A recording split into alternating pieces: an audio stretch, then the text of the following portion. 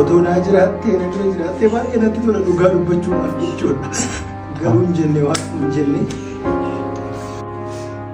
Qannoo ani kanaa ishii dheedhe. Erga bu'aa hin akkana godhe. Bolloo ishiitti na dhiyaala kun.